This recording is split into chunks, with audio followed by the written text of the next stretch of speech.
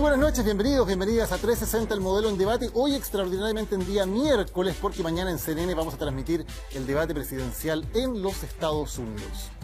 Hace una generación, el baile de los que sobran se convirtió en un himno del sentimiento de exclusión de quienes no encontraban un lugar después de completar sus 12 juegos, los 12 años de la educación escolar.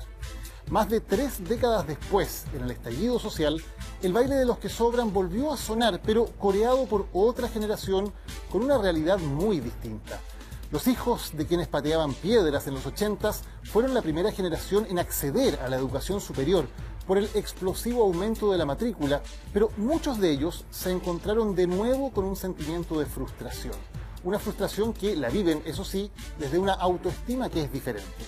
Los nacidos en 1990, junto a la Nueva Democracia, fueron secundarios en la rebelión de los pingüinos el 2006, universitarios en la protesta de 2011 y jóvenes profesionales en el estallido, agobiados por las deudas y desilusionados muchas veces por un cartón profesional que no cumplió el cambio de vida que prometía. Investigaciones sociológicas que les dan voz muestran desde hace años que muchos de ellos creyeron las promesas, siguieron el camino de la meritocracia, jugaron según las reglas y hoy en algunos casos se sienten engañados y frustrados por un sistema social que no les da iguales oportunidades. Sienten que, como cantaban los prisioneros en ese Chile tan distinto de los 80s, a otros enseñaron secretos que a ti no.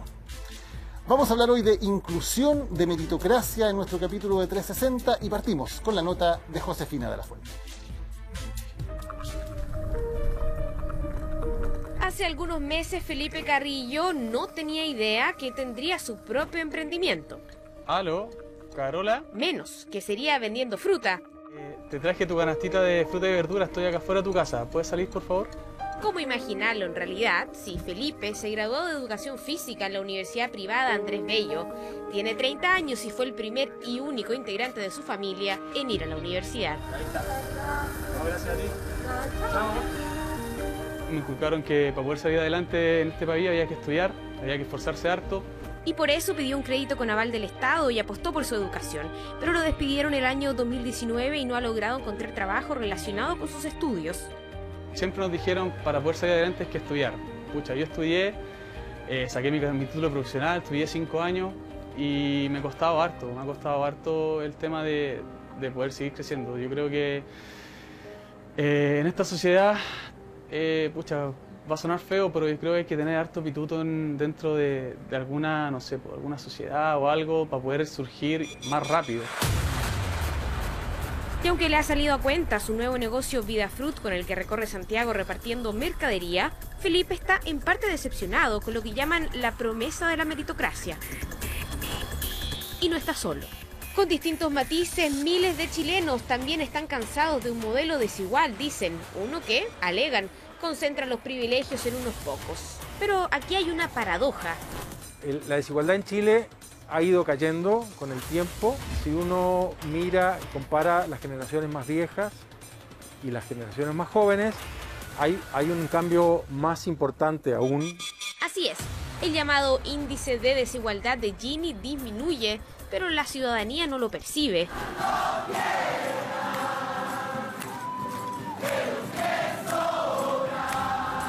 Al final del día el tema de la desigualdad está en otros componentes que tú experimentas cotidianamente, más que un índice de por medio. Tú tienes más dinero, vas a acceder a mejor salud, a mejor educación, ¿para qué decir? A mejores pensiones. Me parece que juega un rol en todo esto, y acá lo digo porque yo soy uruguayo. En Uruguay el trato es más bien de iguales, y acá es más bien de arriba hacia abajo. El ejemplo de la situación en el restaurante, ¿verdad? El garzón, el mozo, está sirviendo a una persona, pero no quiere decir que eso lo haga un sirviente de esa persona, ¿verdad? Son roles. Si en el trato yo hago sentir a mi igual como un sirviente, lo estoy mirando en menos. Si esa persona es consciente de que eso no está bien, se va a quejar, se va a rebelar, y eso me parece bien. Vamos a ilustrar la distribución de la riqueza en nuestro país con un kuchen de arándano, como coloquialmente se le llama cómo se reparte la torta en Chile. Según un estudio de la CEPAL del año 2017, el 50% de los hogares de menores ingresos concentra apenas un 2,1% de la riqueza neta en el país.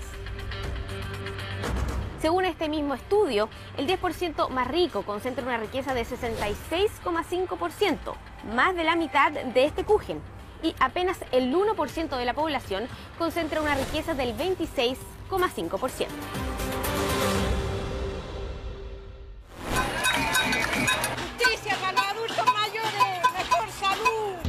Pese a que ha disminuido, Chile sigue en la lista de los países más desiguales del mundo y aunque la movilidad social también ha aumentado en nuestro país, aún hay un cerco alrededor de un grupo privilegiado. La pregunta de oro para muchos es, ¿y dónde quedó la meritocracia? En el caso de Chile hay un tema de movilidad importante. Sin embargo, lo que sigue habiendo es un componente importante de este capital social del grupo de los privilegiados, de los herederos, que en gran parte del mundo existe. Ser rico es, como se llama, pegajoso.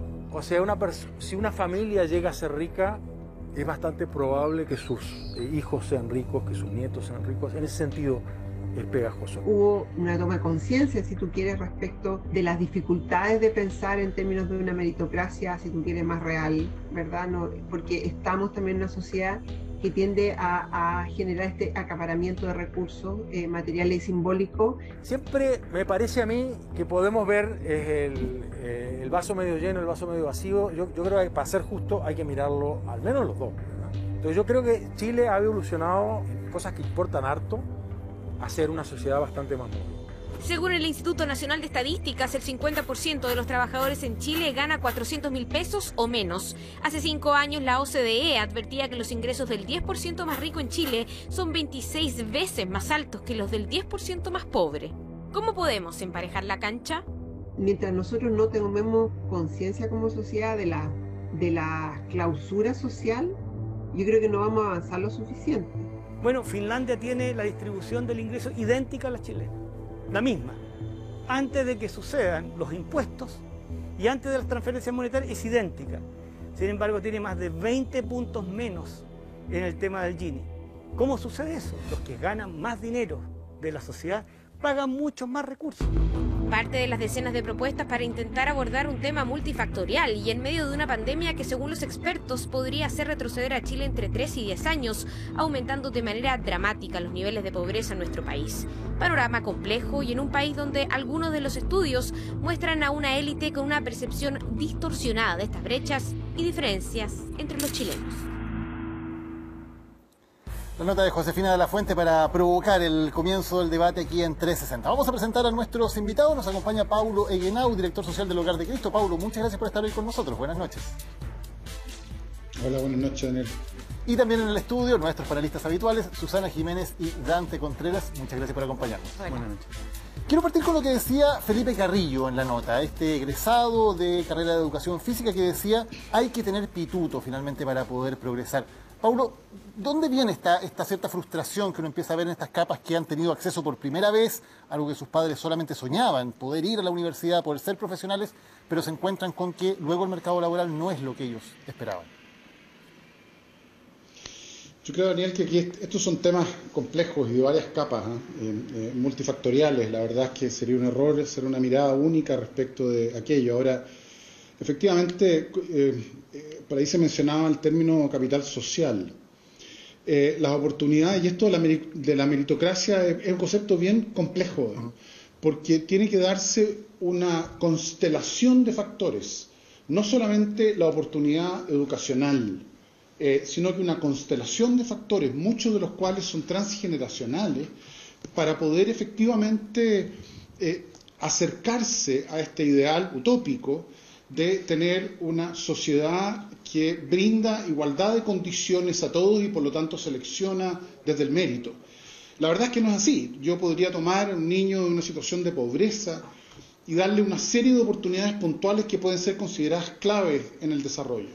Una muy buena alimentación, un excelente colegio, ciertas comodidades mínimas. Sin embargo, el entorno, la historia, las vivencias propias de sus padres y sus abuelos, sus amigos, van a hacer unas diferencias fundamentales en términos de la perspectiva con que ese niño va a enfrentar los desafíos, cómo va eso a afectar su autoestima. Es muy difícil el poder llegar y decir, mire, vamos a equilibrar esta cancha, vamos a nivelar esta cancha con algunos de estos indicadores que consideramos que son clave, que duda cabe que la educación es un elemento fundamental, crucial, pero articulado con una serie de otras variables que hace que esa oportunidad verdaderamente se traduzca en una oportunidad y no en una nueva frustración. Por lo tanto, esta mirada de alguien que viene de una historia de precariedad, de bajo capital social, de oportunidades erráticas, limitadas, sale con este anhelo de esta promesa que se hace a través de estudios en la universidad, y la promesa es que vas inmediatamente a tener acceso a una forma de vida completamente distinta. Bueno, es una falacia. Y surge, ¿cierto?, el malestar y la frustración que hemos podido evidenciar en los últimos meses, sobre todo a partir del 18 de octubre del año pasado, donde una cantidad importante de personas, para muchos de nosotros que trabajamos en la sociedad civil, eran síntomas y signos evidentes. El malestar en la sociedad, una sensación de abandono, de frustración, de maltrato, de desigualdad en la educación, en el acceso a la salud, en el acceso a la cultura, en la vivienda. Y eso es una realidad indiscutible, incuestionable, de la cual nos tenemos que hacer cargo como país, que duda cabe. ¿Dante? A ver, mira, de acuerdo a la evidencia empírica con la cual contamos en Chile y en comparación con otros países, cuando tú ves datos, por ejemplo, de cómo es la movilidad social en Chile relativo a otras sociedades, tú te das cuenta que una fracción importante de la población persiste en sus condiciones de origen, es decir, lo que nos señalaba Pablo recientemente, ¿no? Es decir, por ejemplo, nuestras estimaciones nos dan cuenta que si es que tú naciste en un hogar que un niño nace en un hogar del 10% más rico, con 65% de probabilidad va a constituir una familia que va a estar en el 10% más rico. En Dinamarca, por ejemplo, esa relación es 20%. Eso significa que hay otros factores en la sociedad, ¿cierto?, que juegan un rol clave para nivelar esa cancha. Lo que sabemos de la evidencia empírica es que la variable más relevante para modificar esto es la educación. Es la educación en su ciclo infantil, en su ciclo escolar y en su ciclo universitario. Ahora bien, lo que la evidencia también nos enseña es que efectivamente este relato que nosotros solemos contar, digamos, de movilidad social o de igualdad de oportunidades, en un contexto de alta desigualdad es completamente ilusorio. Genera una falsa expectativa al final del día. Y eso al final lo que va a ocurrir es genera una frustración respecto a lo que yo espero, respecto a mi esfuerzo o al empeño que le pongo para movilizarme a lo largo de la vida y lo que finalmente consigo. Entonces, claro, si es que nosotros analizamos qué ocurre en Chile, por ejemplo, con nuestro sistema educacional, tenemos un sistema educacional donde 94 o 93% de la población se atienden en escuelas públicas o particulares subvencionadas de baja calidad, de muy baja calidad. Un 7% va a escuelas particulares pagadas de una calidad razonable en términos internacionales, y luego les dice, compitan. ¿Sí? Y realmente es ridículo, ¿te das cuenta? No puede ocurrir una competencia en esa circunstancia, y lo que ocurre es que tenemos dos efectos, entonces, un efecto de equidad directo y también un efecto de eficiencia, porque en ese 94% nos estamos perdiendo un montón de capital humano y gente talentosa. Eso genera frustración. Susana. Sí, bueno, súper interesante este tema, porque la verdad es que hay tantas aristas, ¿no? O sea, está la evidencia, está la percepción, está la foto de Chile y está cómo ha ido evolucionando.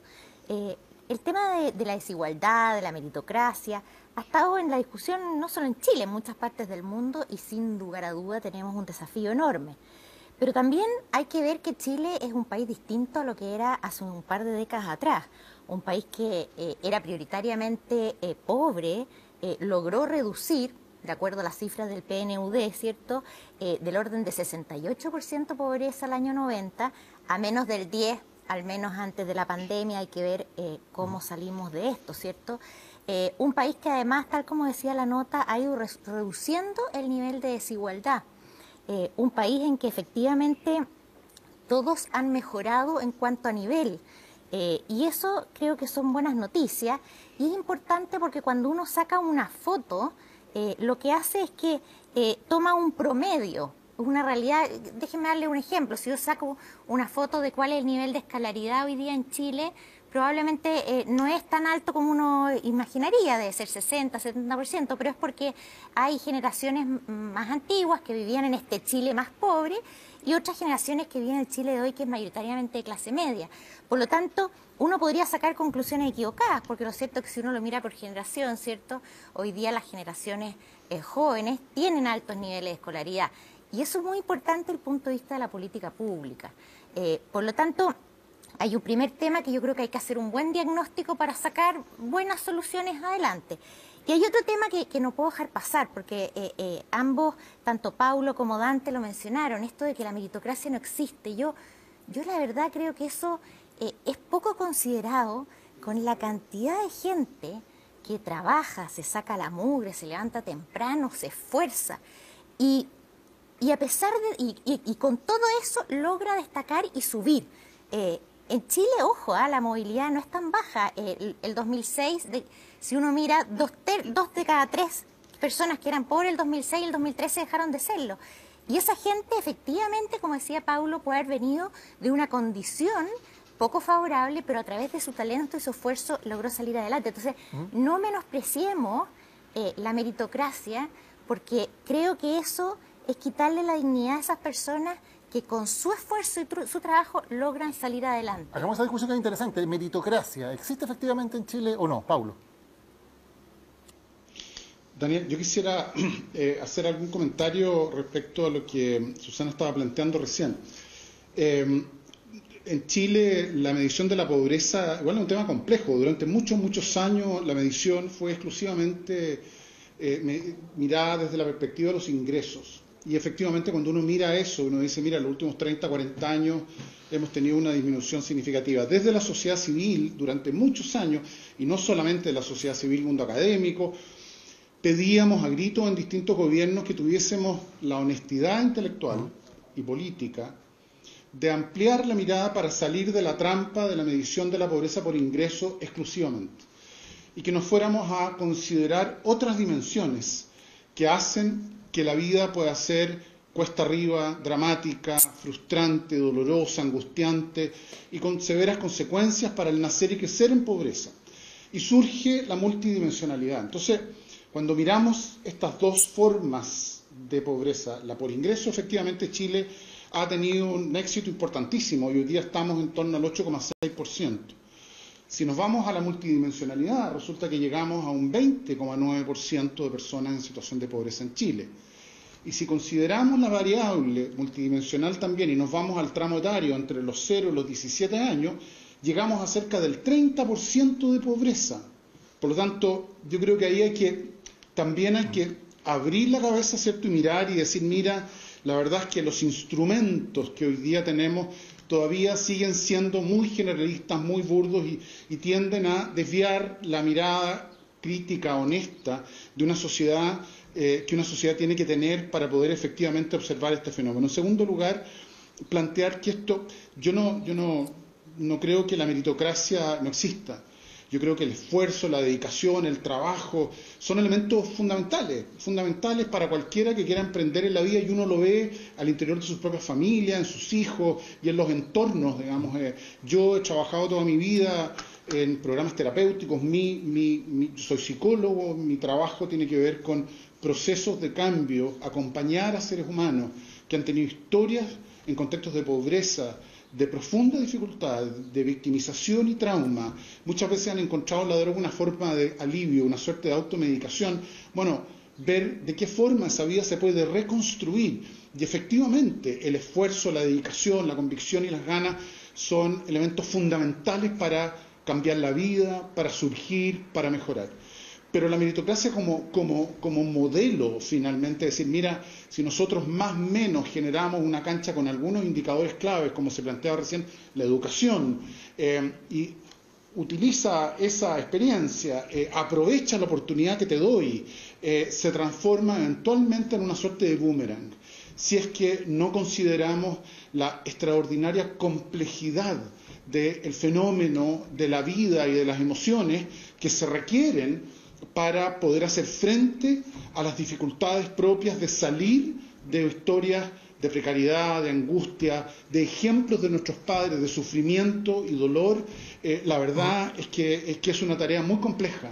Y por lo tanto, desde ahí yo planteo, sí, claro, pongamos todo en la mesa con el propósito de que las personas también puedan lograr éxitos a partir de sus propios esfuerzos, pero miremos la complejidad y la diversidad de esto que llamamos el mundo de la desigualdad, de las inequidades y las consecuencias humanas que la desigualdad y la inequidad tiene en la vida cotidiana de las personas, y cómo las afecta de manera muy severa en la vida. Para volver al estudio, plantea dos temas. Uno, el tema de la meritocracia que estábamos discutiendo, y también el tema de qué tanto hemos superado la pobreza o no. No sé quién quiere responder primero, Susana. Sí, simplemente sí, yo estoy muy de acuerdo con Paulo. Si uno acá no es que...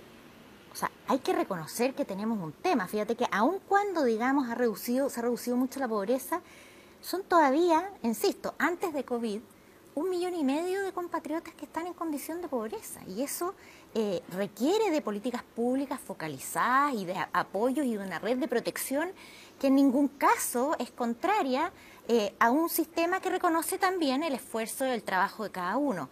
La meritocracia, recordemos que en el fondo es recompensar por el esfuerzo, ¿cierto?, por el mérito, pero eso supone igualdad de oportunidades. ¿Y qué duda cabe que no hay igualdad de oportunidades si tengo condiciones muy distintas de base?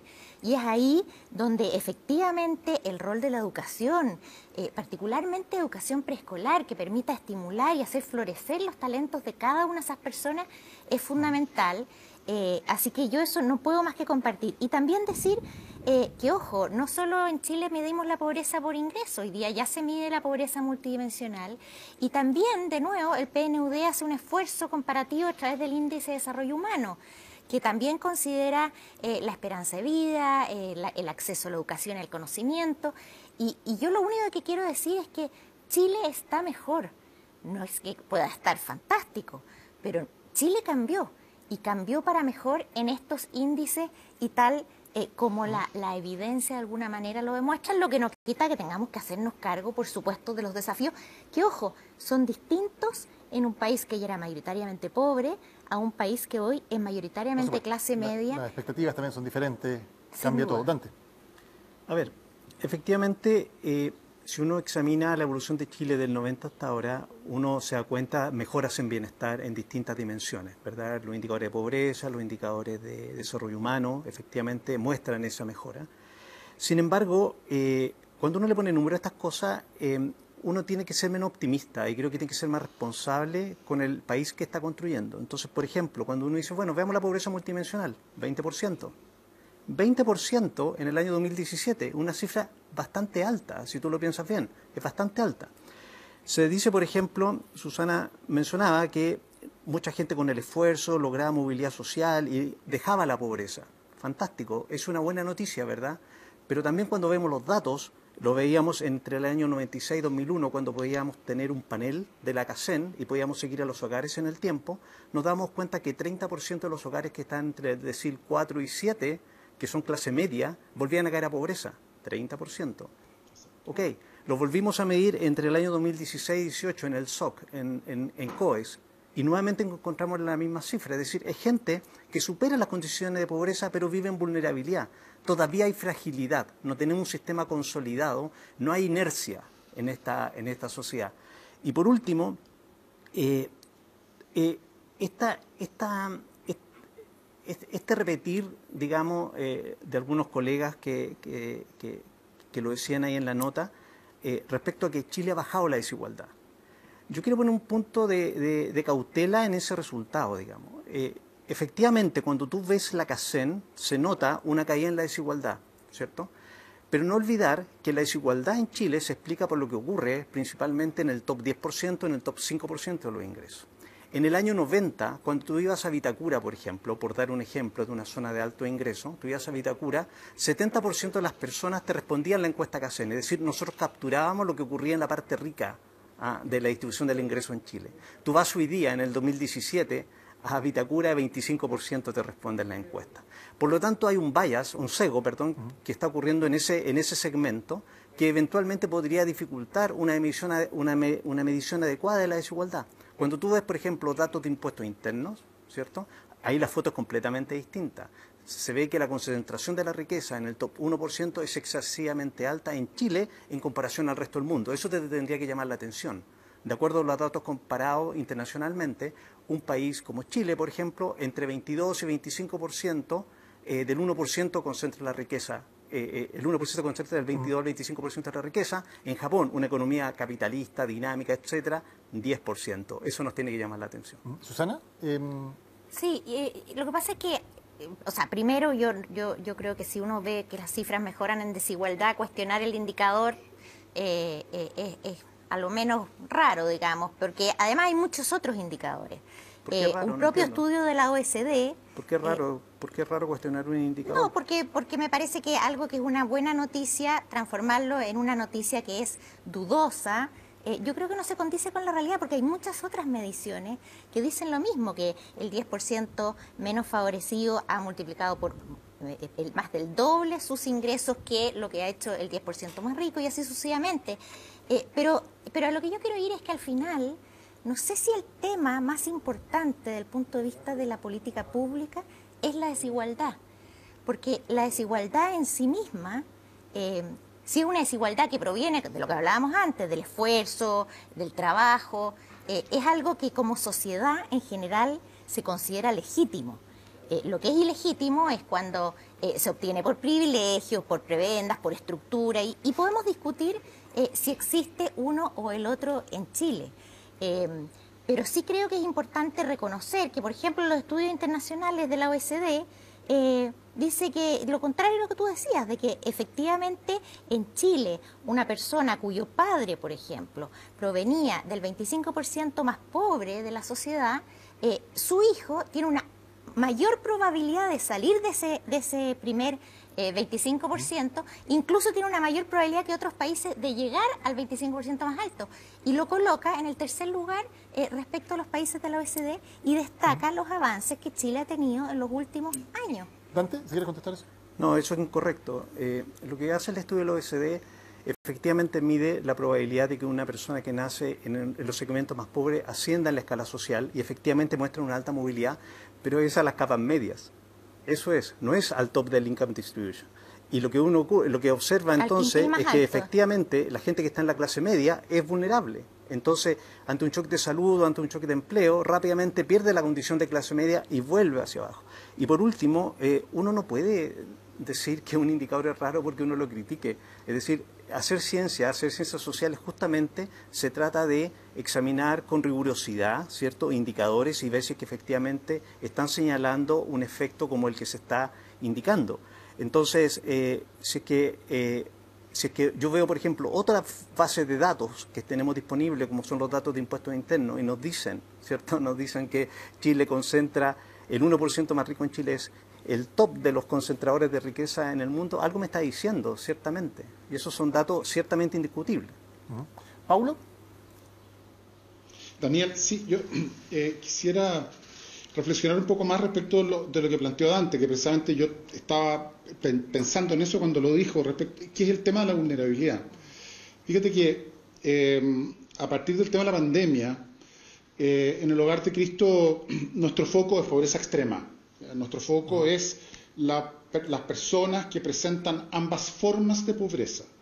Presentan pobreza por ingreso y pobreza en términos multidimensionales. Son las personas más pobres. Ese es nuestro foco y nuestra preocupación, y me gustaría que conversáramos sobre eso, porque tiende a olvidarse un poquito y mantenernos en un debate muy de hasta dónde la clase media. Sin embargo, aquí tenemos unos problemas gravísimos con el sistema de protección social que el país ha generado. Pero volviendo a la idea de la vulnerabilidad, fíjate que nuestro ejecutivo, las personas, nosotros trabajamos en terreno, somos una institución muy práctica, además de los estudios, las reflexiones técnicas que hacemos, estamos en terreno, estamos en contacto en las comunidades. ¿Cómo ha ido cambiando en los últimos meses la demanda por la necesidad de contar con apoyo en la satisfacción de necesidades básicas de personas que antes estaban absolutamente fuera del radar del Hogar de Cristo en términos de un foco de pobreza?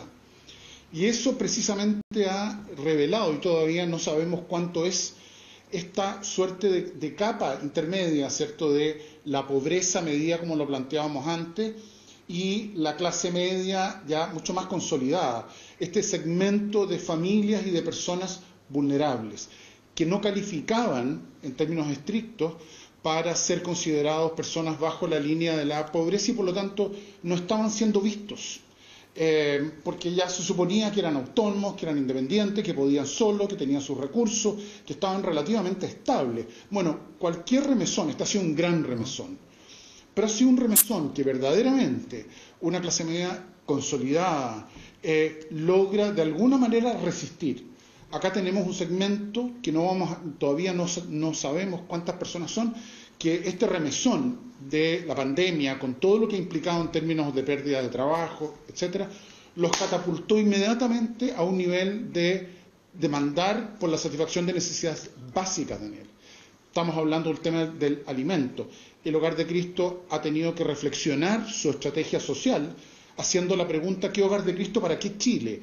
¿Qué es lo que tenemos que hacer en los próximos años? Vamos a tener que volver a los territorios, el trabajo de inserción comunitaria, las ollas comunes, el compartiendo la mesa, el ayudar a las personas en sus propios territorios para lograr reconstruirse gradualmente, para lograr estos niveles precarios de autonomía que tenían antes, y sobre todo el foco, quisiera yo plantear además el argumento de que se ha evidenciado un problema grave con un sistema de protección social en Chile desarticulado, desfinanciado, precario, antiguo, masivo, y es cuestión de mirar a los distintos grupos, los adultos mayores, las personas en situación de calle, etcétera. No quiero abusar del tiempo, pero son los temas que efectivamente para nosotros hoy día están siendo apremiantes y muy preocupantes. Algo que plantea Pablo, que es bien interesante esta discusión que se da, ¿no? ¿Somos un país de clase media? ¿Somos un país todavía muy vulnerable como para decir eso? ¿Qué opinan Dante y Susana? ¿Somos un país de clase media en Chile? Es decir, mira, a la luz de la evidencia, a la luz de los datos que tenemos en Chile, hay una clase media, ¿cierto?, que se desarrolla desde el año 90 hasta ahora y se empieza a masificar. Sin embargo, toda la evidencia que tenemos es que una fracción de esa clase media es extremadamente vulnerable.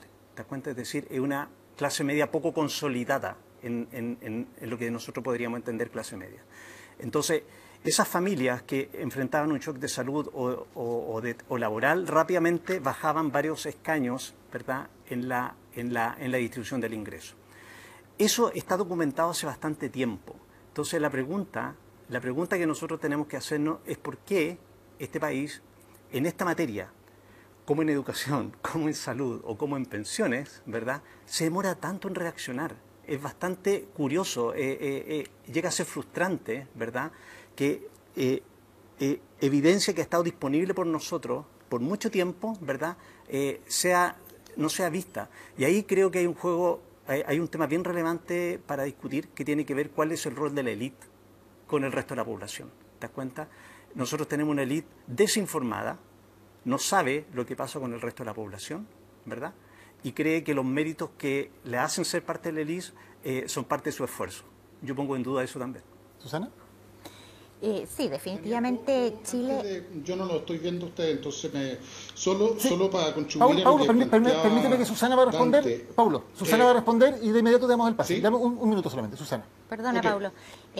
No, quería responder a la pregunta. Chile efectivamente hoy día es un país mayoritariamente de clase media, pero también es cierto que es una clase media muy heterogénea, y en eso yo coincido con Dante y también con lo que mencionaba Paulo, de que hay una alta vulnerabilidad en un segmento importante de la población.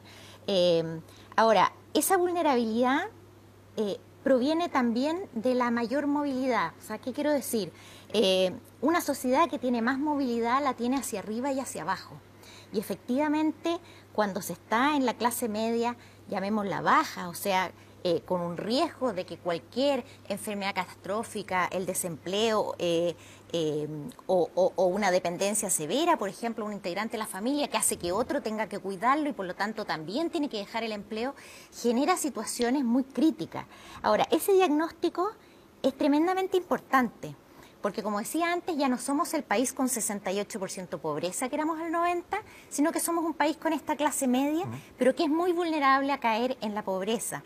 Y por eso el diseño de política pública tiene que apuntar mucho más a programas de apoyo específicos a estas situaciones, a la vejez, a la enfermedad, al desempleo, Y yo creo que en ese sentido había una buena orientación, por ejemplo, con el programa de clase media protegida, que lo que busca es justamente eso, es un diseño política que es distinto para una sociedad que también es distinta. ¿Paulo?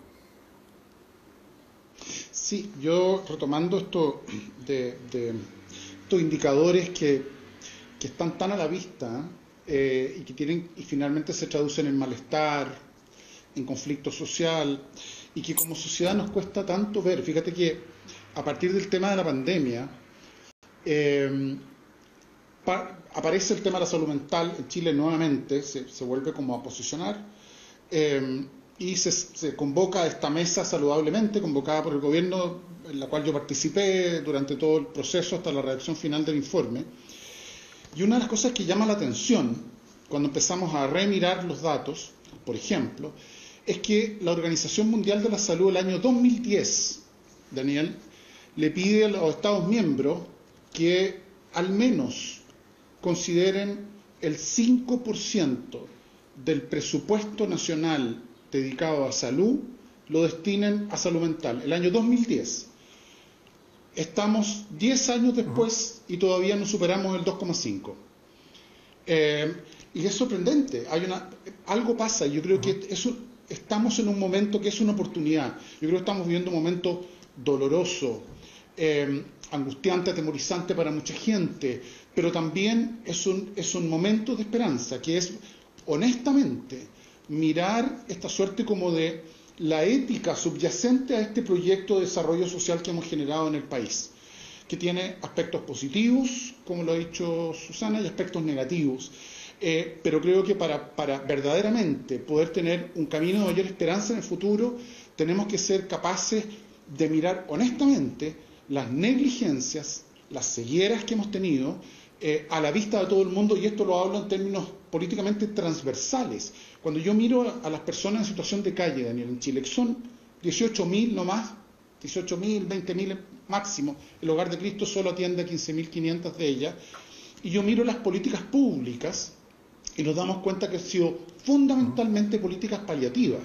El Ministerio de Desarrollo Social en los últimos 2 años yo creo ha hecho un esfuerzo extraordinario, y estamos tremendamente agradecidos porque estamos recién buscando evidencia de políticas con perspectiva de inclusión social a través de los programas de vivienda primero, y ahí tenemos una alianza extraordinaria pero muy frágil, porque son pilotos, ni siquiera es política pública. Pero ¿qué es lo que hacemos generalmente? Bueno, destinamos lucas para los planes de invierno, para el Código Azul. Durante el invierno no queremos que se nos mueran, pero tú ves una política seria, con perspectiva de inclusión, donde concurra educación, salud, trabajo, vivienda, justicia, con el propósito de que las personas más pobres entre los pobres en Chile tengan la posibilidad verdadera, basada en evidencia, de poder tener una trayectoria de inclusión social, y no solamente una mirada paliativa para que no se mueran durante el invierno y condenados a la precariedad de por vida. Bueno, así son múltiples los ejemplos, y yo creo que eso es algo que como país tenemos hoy día la oportunidad de reflexionar a partir de lo que nos ha ocurrido. Paulo, Susana, Dante, vamos a hacer una pausa, volvemos luego con más cifras, más debate y además una entrevista, cuando volvamos en 360 el modelo en debate.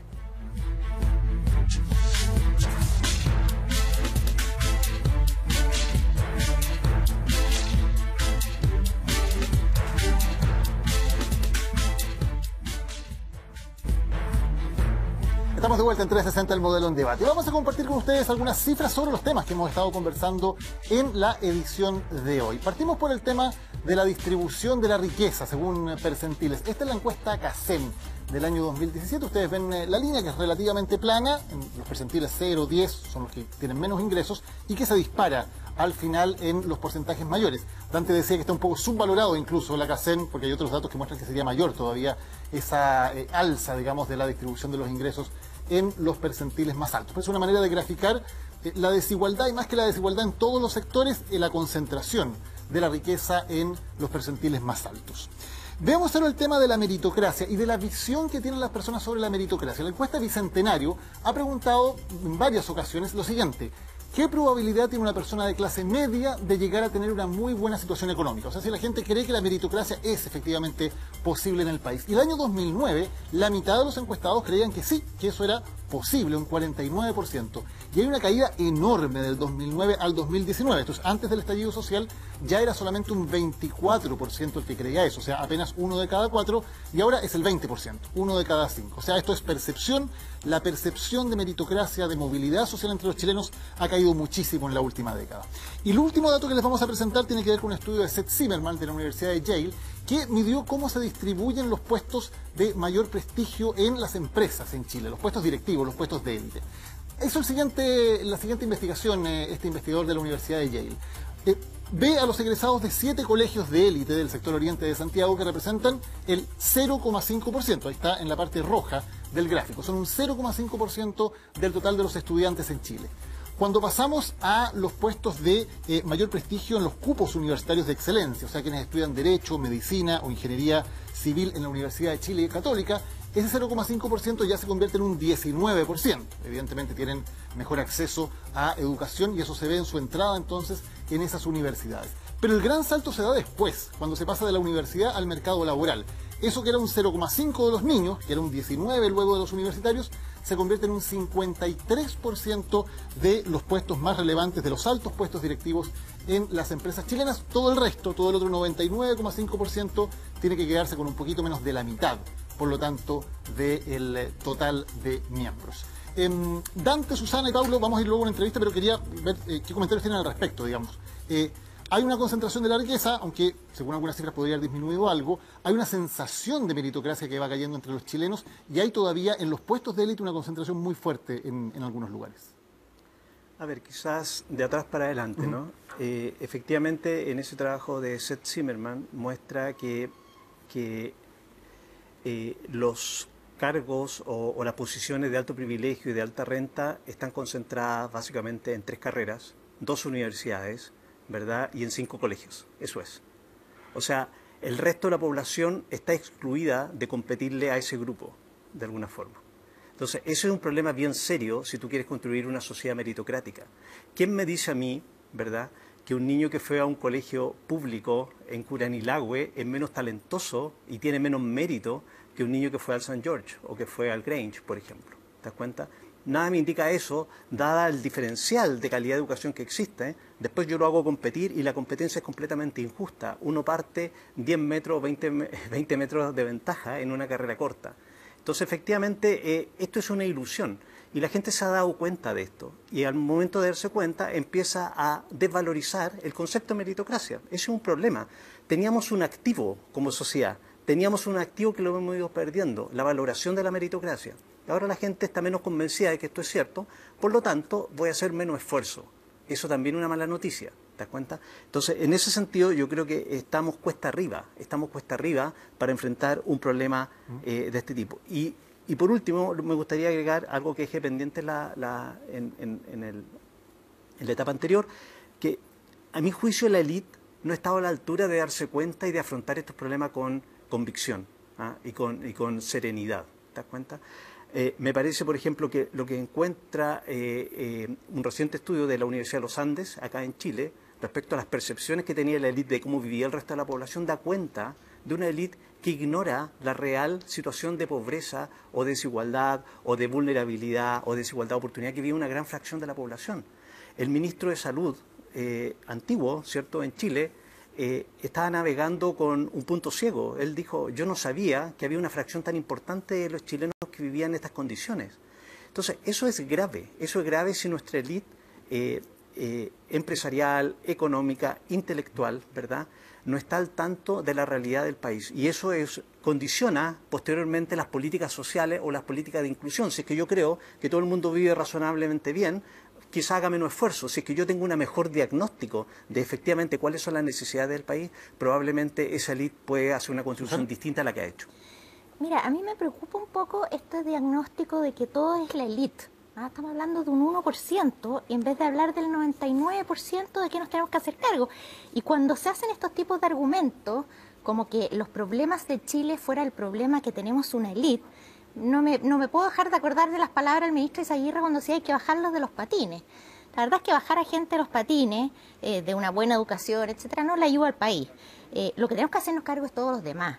Y ahí yo quiero hacer un énfasis porque pensando en lo que decía Paulo, ¿no? Cómo mejorar las oportunidades de todos. Y eso pasa necesariamente por los programas del Estado. En Chile el 80% accede a salud pública. En la educación es el Estado el mayor proveedor de educación, y la baja calidad está más en la provisión del Estado que en la provisión particular subvencionada en la privada. Por lo tanto, ahí hay un rol, y no puedo estar más de acuerdo, de que los programas sociales tienen que coordinarse, tienen que evaluarse, tienen que mejorarse, porque si no, no están llegando y se nos está quedando esos recursos en la burocracia estatal en vez de llegar a donde realmente tiene que llegar. Un pequeño comentario, Daniel, respecto de la percepción de la meritocracia que se ha ido frustrando de alguna manera.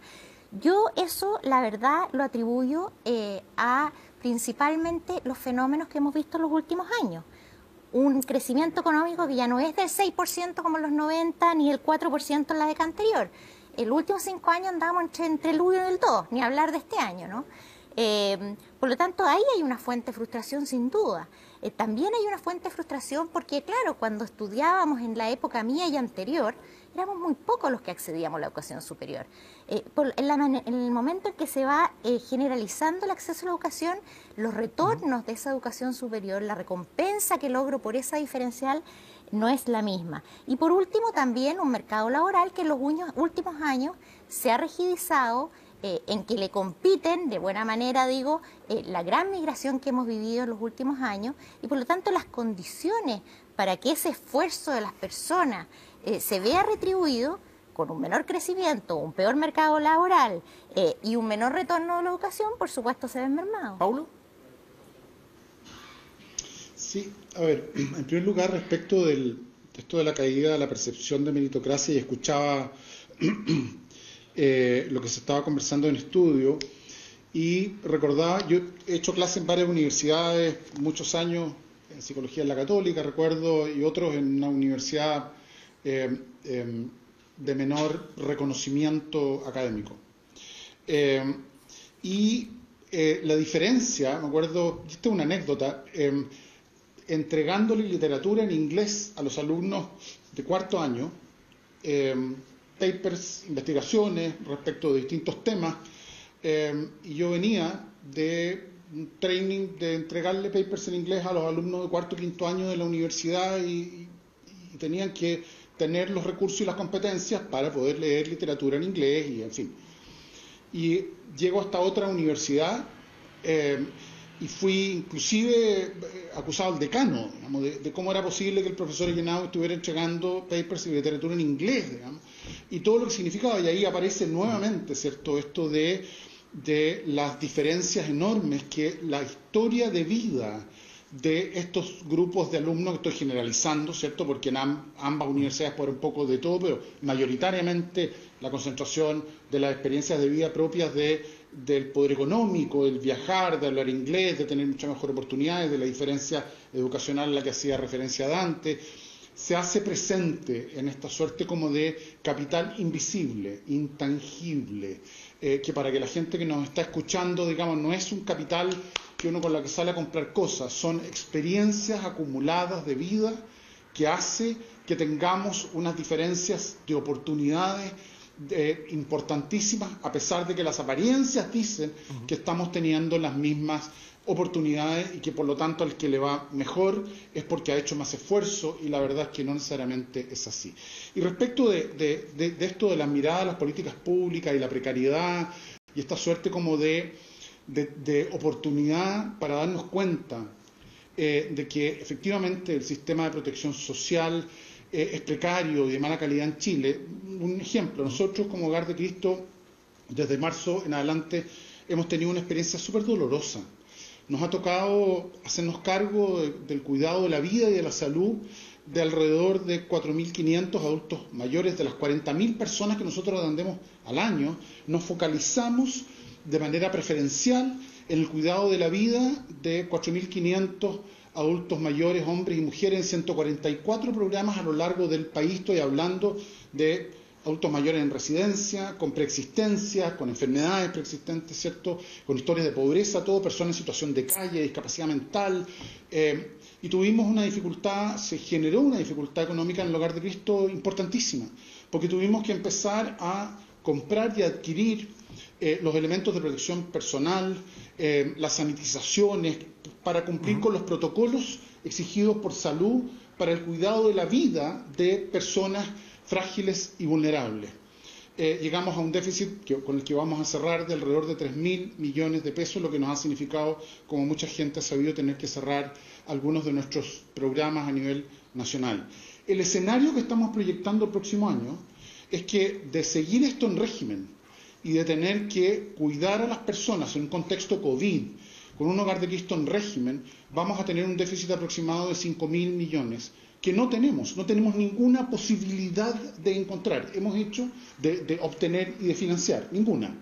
Hemos hecho una actividad de incidencia en política pública tremendamente intensa. Hemos hablado con ministerios, subsecretarías, hemos hablado con el Ejecutivo, con todas las comisiones de la Cámara del Senado, la Cámara de Diputados, las comisiones de salud, las comisiones de adulto mayor, comisiones de Hacienda. Hemos mandado minutas diciéndole al Estado, ojo, alerta, les estamos pidiendo que en la discusión del presupuesto 2021 incorporen los recursos necesarios para otorgar a la sociedad civil los implementos para cuidar la vida y la salud de personas pobres y vulnerables en este país, en las condiciones en que estamos, porque estamos cumpliendo con un rol que, si bien es propiamente del Estado, estamos convencidos que nos corresponde a todos. Pero hay una demanda fundamental. Fíjense lo que pasa, hasta el minuto, Paulo, estamos en plena discusión del presupuesto, no hay ninguna señal de que el Estado va a considerar los recursos para entregarle a estas instituciones que están a cargo de la vida de personas vulnerables, las mascarillas, el alcohol gel, los elementos, las sanitizaciones mínimos necesarios para garantizar el cuidado de la vida de las personas más frágiles. Eso es un problema en términos de cómo hemos visto y generado las políticas públicas, sobre todo mirando a la población y a las personas más pobres. Muchas gracias, Pablo. Queremos agradecerle a Pablo Genau por habernos acompañado en el día de hoy. Pablo, muy buenas noches. Y nos quedamos en el panel junto a Susana y Dante con una entrevista que vamos a revisar ahora. Junto a Katia Araujo conversamos con la directora del Centro Núcleo Milenio, Autoridad y Asimetrías del Poder. Ella ha venido investigando hace bastante tiempo lo que ocurre en la sociedad chilena en términos de la inclusión social, de la sensación también de inclusión, y esta es la conversación que tuvimos con ella. Vamos a conversar ahora junto a Katia Araujo. Katia, ¿cómo estás? Muy buenas noches. Buenas noches, Daniel. Mucho gusto. Katia, en una serie de investigaciones, libros que habías publicado bastante antes del estallido de octubre del año pasado, detectabas varios elementos de descontento dentro de la sociedad. Si tuviéramos que resumirlo, ¿cuáles eran esos principales elementos de descontento, de inquietud social? Bueno, yo creo que fueron cambiando. Estas investigaciones empezaron en el 2000, en los años 2000, y fueron continuando. Yo creo que lo primero y más fuerte tiene que ver con la idea del abuso. El abuso apareció públicamente hace poco, pero era una experiencia muy fuerte de ser abusado, pero de un abuso que no solamente era institucional, sino un abuso en las relaciones interpersonales. Yo creo que fue creciendo una intolerancia a estas formas jerárquicas, a estas formas de maltrato, a estas formas de ninguneo, ¿no? Muy fuertes, especialmente en los sectores populares, pero también en los sectores medios, y al mismo tiempo algo que yo creo que todavía vemos hasta ahora, que es el sentimiento, un rechazo y al mismo tiempo, sin abandonarlo, de que en la sociedad se resuelven todo el tiempo las cosas en términos de relaciones de fuerza, como confrontaciones de poder en la vida social. Yo creo que era, por un lado, esta queja muy importante por las formas de trato, por el lugar ocupado, y luego crecientemente también en las siguientes investigaciones apareció un desgaste enorme y un gran descontento por las exigencias desmesuradas en términos estructurales, lo que llamamos estructurales de sociólogos, que en el fondo tiene que ver la vida ordinaria, lo que tú tienes que hacer para poder responder a estas exigencias mínimas, como darle salud a ti mismo y a los que quieres, educar a tus hijos, ofrecerles un futuro, etcétera. El trabajo sin fin, etcétera. Partamos por lo primero, este tema de estos abusos cotidianos, digamos así, esta sociedad tan jerárquica y individuos que tal vez antes o que en generaciones anteriores soportaban esto, pero que hoy sienten que ya no es soportable esto. ¿De qué tipo de abusos estamos hablando? ¿Qué es lo que la gente siente como que ya es algo que no es capaz de soportar o que no es capaz de resistir? Primero para decir es que este cambio no es magia, ¿no? Este cambio también es porque los individuos, hombres y mujeres, se transformaron en este tiempo. Se transformaron por dos razones, porque hubo una enorme promesa de igualdad, de derecho que caló en las personas. Era una promesa, no una realidad. Y que les dio una lupa para mirar el mundo social, por un lado, y por otro lado, porque el modelo económico y societal los envió a tener que resolver los problemas de su vida ordinaria muy solos, con la ayuda de sus más cercanos. Y las dos cosas produjeron a individuos con una conciencia mucho más fuerte de esa promesa de igualdad y de derechos, y por otro lado, con una percepción mucho más fuerte de sí mismos. Somos personas más fortalecidas en este conjunto de cosas. Y con esta lupa, o sea, con estos procesos, en esa lupa, como cuando comenzamos a mirar la sociedad, comenzamos a mirar de manera más clara elementos que antes veíamos, nos parecían normalizados y no estaban más. Y una de esas cuestiones, por supuesto, tiene que ver con el hecho de ser tratados como si fuéramos en menos. La tutela de las élites tutelándonos como si no fuéramos seres pensantes y autónomos, las jerarquías naturalizadas como si ser parte de las élites económicas o políticas les diera una jerarquía que hacía imposible, por ejemplo, un auténtico espacio público. Los abusos institucionales del mercado, nos quedamos muy solos frente al mercado, con poca protección, y tuvimos que tratar de aprender, por ejemplo, a no sobreendeudarnos en un determinado momento, tuvimos que aprender a leer letra chica, y como es imposible, a tener esa experiencia horrible y ordinaria de llamar por teléfono para quejarse ante un servicio y ser permanentemente pasado a otra persona y pasar meses sin que a uno lo atiendan. Es decir, esa cosa de infravalor en una vida en que las ofertas y las formas de leerse a uno mismo comenzaron a ser otras, y sobre todo yo creo las generaciones más jóvenes que aumentaron el nivel educativo. Katia, por lo tanto, podríamos decir que el sistema fue exitoso en términos de que la gente quiere participar en el sistema, quiere jugar de acuerdo a las reglas que el propio sistema le promete, ¿no? Le dice, aquí hay que esforzarse, hay que estudiar, hay que tener mérito, pero se encuentran en algún momento con la desilusión de que, habiendo jugado por esas reglas, no obtienen los resultados que se les habían prometido. Yo pienso que efectivamente hay todo un debate en filosofía social, si la meritocracia es o no es un buen principio para gobernar las sociedades, pero yo quiero hablar desde un punto de vista sociológico. Para la población chilena fue muy importante la llegada de la promesa del mérito, que efectivamente llegó con el mercado y con otros lados, pero fue muy importante porque tienes que pensar, Daniel, que en realidad históricamente el mérito no fue ningún tema entre nosotros, eran élite, o sea, era una distribución y un mundo muy jerárquico en que si llegabas a un lado era una especie de milagro o de suerte, ¿no? De golpe de suerte que te permitía esa movilidad. Entonces es muy importante para sociedades como las nuestras que la idea de mérito aparezca. Y es muy importante porque el mérito no es solamente esta idea de meritocracia, es también el reclamo porque yo reciba una compensación en términos de reconocimiento. Entonces, cuando nosotros decimos hay que tirar la meritocracia, sí, hay que tirarla en un sentido, pero hay que reconocer que el mérito se instaló como un sentimiento de justicia en la población y que está bien que sea así, y que ahí atrás hay una demanda de reconocimiento que es muy importante. Entonces no hay que echarlo por la borda, ¿no? El agua y el niño, todo junto. Y en esos términos yo creo que es muy importante, pero lo que se encontró fue que toda esa promesa no tenía ningún correlato, y lo que fue ocurriendo es que el sentimiento de injusticia fue creciendo.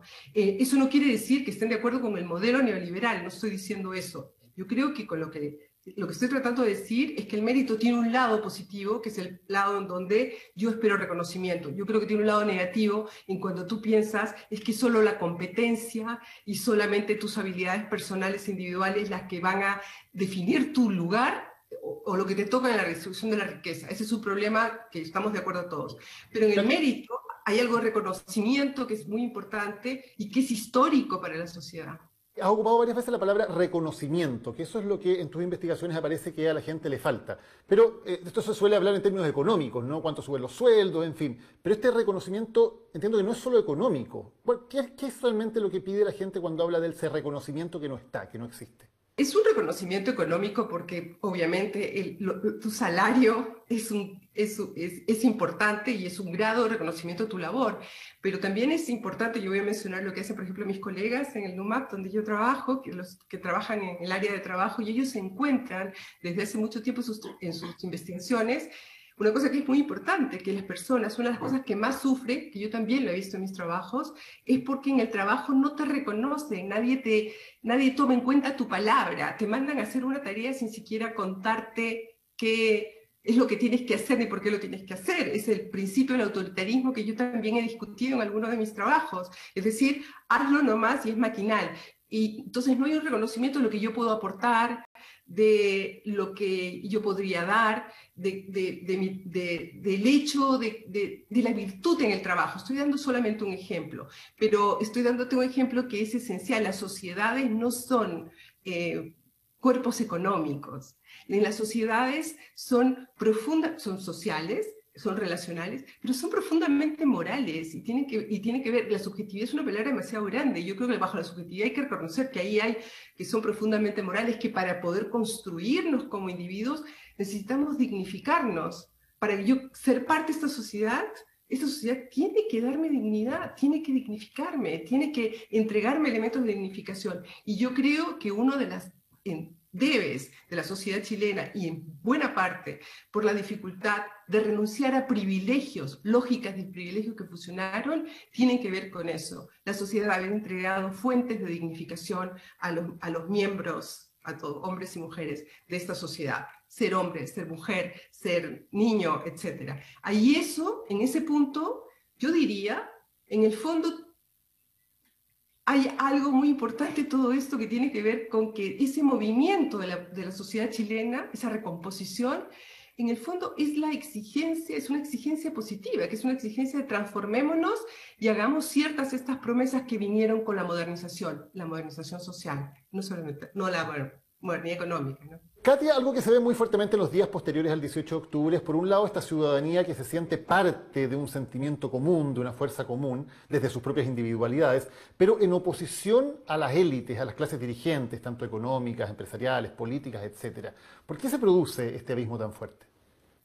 Bueno, yo creo que hay varias razones, pero la primera de ellas tiene que ver con que estas lupas de las que veníamos hablando también hicieron visible una economía de privilegios extremadamente desmesurada, grande, desaforada. Y yo creo que eso es también una respuesta a estas élites que abusaron de sus privilegios, que los hicieron demasiado grandes y que, bueno, no están dispuestas a renunciar, porque yo creo que también hay un juego y una percepción de que no están dispuestas a renunciar ni a un poquito a esos privilegios. Ese es un lado. Pero yo creo que la otra tiene que ver con un proceso que ocurrió también desde hace ya algunas décadas, lentamente ha ido aconteciendo.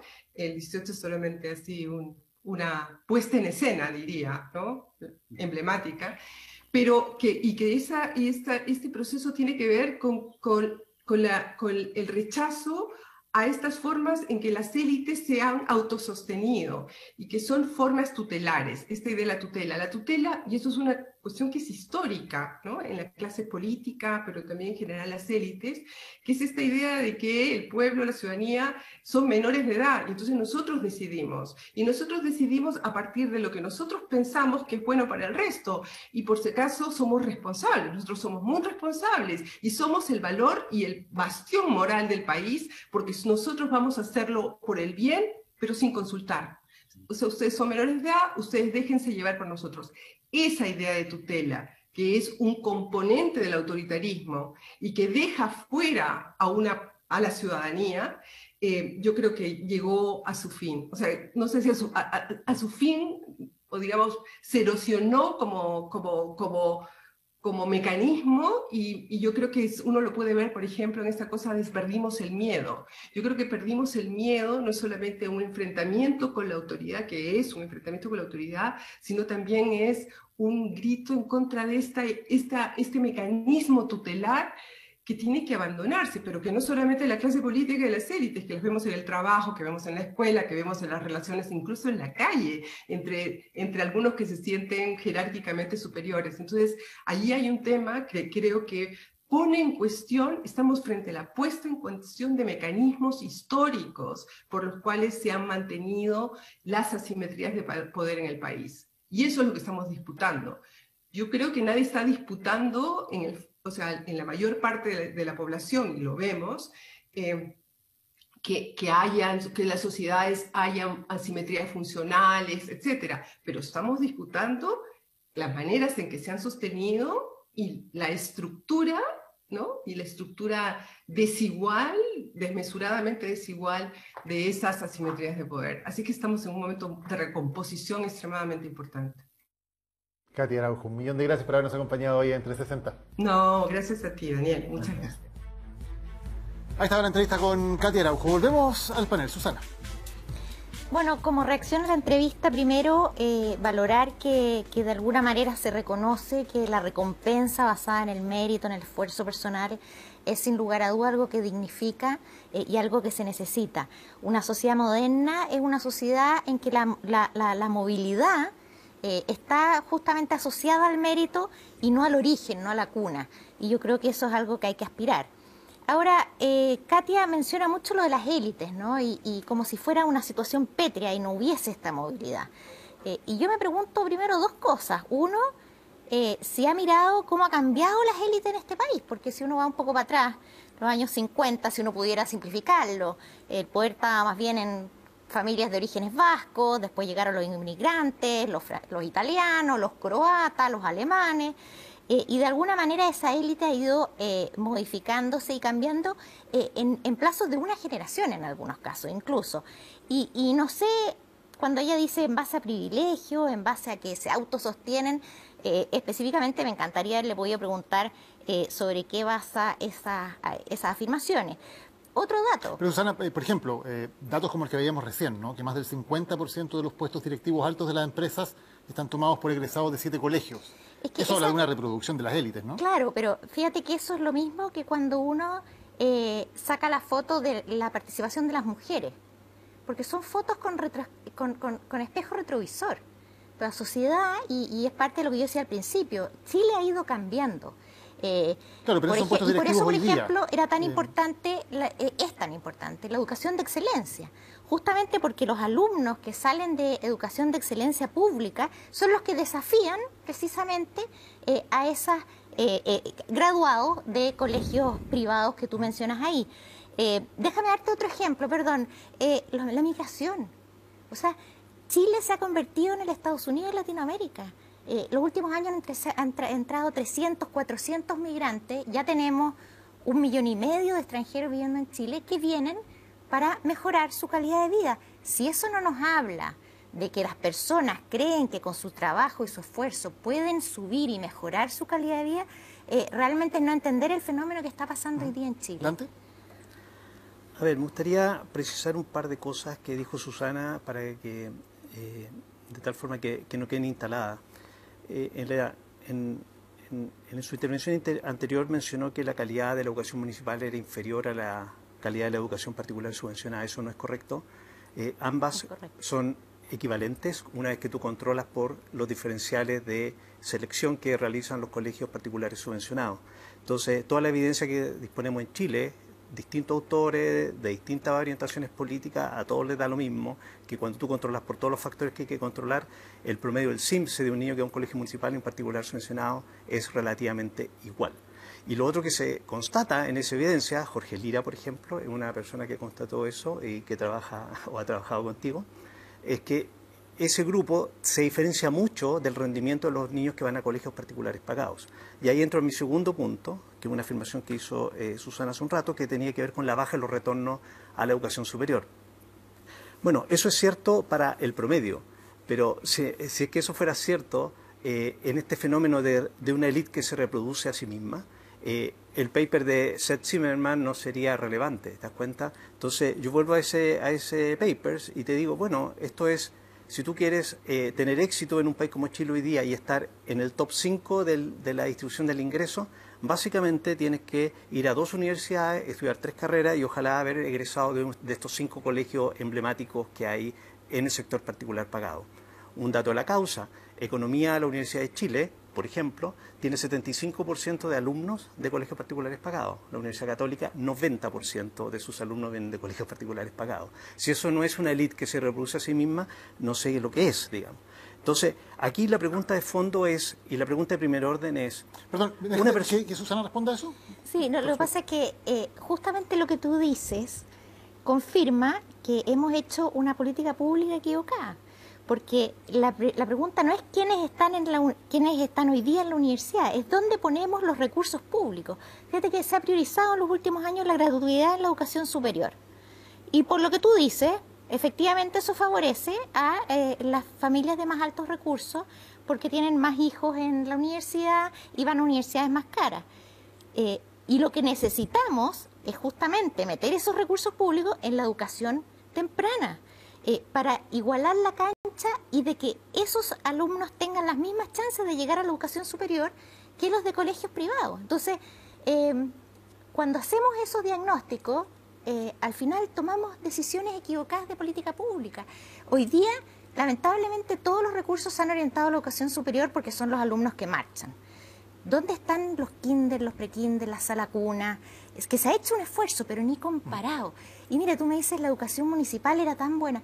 La educación pública ha aumentado los recursos del 90 a la fecha 18 veces. Y no lo vemos en mejoras de la educación pública. Y subvenciona mucho más al colegio público, municipal, que al particular subvencionado. Entonces, cuando tú efectivamente controlas por esos elementos, la educación privada y la particular subvencionada ha hecho bastante más de los recursos que tiene que la municipal. Y tenemos que hacernos cargo de eso. No es correcto esto. Efectivamente, cuando tú controlas por todo lo que tienes que controlar, no hay diferencia en rendimiento entre la educación municipal y particular subvencionada, y la calidad de esto está muy por debajo de las aspiraciones que deberíamos tener si aspiramos algún día a ser un país desarrollado. Ahora, otro punto que es relevante, que tiene que ver con las políticas educacionales y los efectos que tienen estas, digamos. Por ejemplo, cuando tú examinas los retornos de los alumnos que van a la educación superior, muchas políticas del gobierno, por ejemplo, lo que hacen es que favorecen el ingreso a universidades de baja calidad. Y para muchos de esos alumnos le hubiera sido mucho más rentable ir a instituciones CFT e institutos profesionales, que son más baratas, son más cortas y que al final del día generan un menor nivel de endeudamiento. En un trabajo reciente que nosotros hicimos con Pablo Muñoz y Alonso Bucarey de Berkeley y MIT, demostrábamos justamente esto, que aquellos alumnos en el margen que iban a colegios, a universidades de baja calidad y que desechaban la opción CFT o IP, al final del día ganaban lo mismo en el mercado del trabajo, es decir, no había ningún retorno, ¿cierto? Y aumentaban la deuda en $14.000. Entonces, ahí ciertamente queda un joven con no retorno en el mercado del trabajo y queda con una deuda. Y ahí entonces todo el relato de meritocracia queda absolutamente en deuda. Tenemos que hacer la última pausa. Tenemos un par de minutos todavía para conversar a la vuelta con Susana Jiménez y Dante Contreras. Vamos a la pausa y volvemos con tres. Estamos de vuelta con el último bloque de 360, el modelo en debate. Susana. Sí, no, yo estaba pensando lo que había dicho Dante. Yo insisto, nosotros hemos equivocado la política pública, tenemos que apostar mucho más por la educación inicial, eso es lo que va a equiparar la cancha, y yo creo muy peligroso y muy malo para el país empezar a cuestionar si es que el esfuerzo, si es que el trabajo duro retribuyen o no. Ese trabajo duro es a lo largo de toda la vida del ser humano, parte en los colegios, que es como el ejemplo mismo de la meritocracia, ¿no? Podríamos decir, pongámosle todos un 6 y veamos si es que realmente el esfuerzo es el mismo. Pero después también en la universidad, en la medida que se tenga oportunidad de entrar a la universidad, y después en la vida laboral. Y yo creo que desconocer que mucha gente, gracias a ese esfuerzo, sin necesariamente ir a la universidad, ha logrado progresar, es un error. Ahora, la movilidad hacia arriba tiene también un riesgo, que hay movilidad también hacia abajo. Y ahí volvemos a lo que decíamos antes. ¿Cómo generamos una política pública que les dé la protección para aquellos que caen transitoriamente en la pobreza producto de situaciones particulares, como puede ser una enfermedad, como puede ser el desempleo? Y por lo tanto hay que diseñar políticas de apoyo. Eso, la meritocracia, la recompensa al esfuerzo, junto con un buen políticas de apoyo que por lo demás descansan sobre los impuestos que todos pagamos, sobre las transferencias que hace el Estado, no solo monetarias a través de subsidios, sino que también con prestación de servicios como educación y salud, son clave. Para mí entender, el Estado tiene que mejorar la calidad de los servicios que presta, porque si no, esa igualación de cancha no va a lograrse nunca. Bueno. A ver, efectivamente, el Estado tiene que mejorar su nivel de gasto, pero también tiene que gastar más y tiene que mejorar las políticas de inclusión. Eso no cabe ninguna duda. El argumento de igualdad de oportunidades es una ilusión óptica en un contexto de alta desigualdad como el que vive Chile. Repito la cifra con la cual inicié esta intervención. En Chile, un niño que nació en un hogar que está en el 10% más rico tiene un 65% de probabilidad de conformar un hogar que está en el 10% más rico. Por lo tanto, aquí hay una inmovilidad en la parte alta de la distribución del ingreso y que el resto no tiene la oportunidad de acceder a esa movilidad ascendente y eso genera frustración y naturalmente desencanto. La pregunta de primer orden que todos nosotros tenemos que hacer es si es que nosotros hubiéramos nacido en condiciones distintas, ¿cierto? Y hubiéramos ido a colegios públicos, en regiones, ¿cierto? En ruralidad, ¿estaríamos sentados acá? Yo creo que esa es la pregunta que deberíamos responder. Si es que la respuesta es que no estaríamos acá, quiere decir que estamos haciendo mal el trabajo. Yo creo que hay de ambos, O sea, hay experiencias de sobra de gente que lo ha logrado, insisto, la migración es prueba de ello, pero por supuesto, Dante, son temas que hay que seguir trabajando y resolviendo. Tú dices hay que gastar más, yo creo que hay que gastar mejor. El Estado gasta muchísimo y la calidad de los servicios no son buenos. Y fíjate que cuando se habla del maltrato, el informe del PNUD habla particularmente de maltrato, ¿sabes dónde? En la calle, en el transporte público y en los servicios del Estado. Entonces, hagámonos cargo de eso y ojalá, tal como decía Pablo antes, haya más alianzas público-privadas para que también la sociedad civil pueda contribuir a resolver los problemas que tenemos como país. O sea, Susana decía que era peligroso cuestionar alguna cifra o conceptos como la meritocracia. A mí me parece que más peligroso ha sido retrasar y ser obstruccionista de una serie de reformas que el país requiere, en educación, en salud, en pensiones. Sigamos esperando, la pista está cuesta arriba y cada vez va a ser más difícil hacer reformas relevantes para el país. Susana, Dante, muchísimas gracias por habernos acompañado hoy en esta edición de 360, el modelo en debate. Gracias también a ustedes. La próxima semana volvemos a los días jueves con una nueva edición. Muy buenas noches.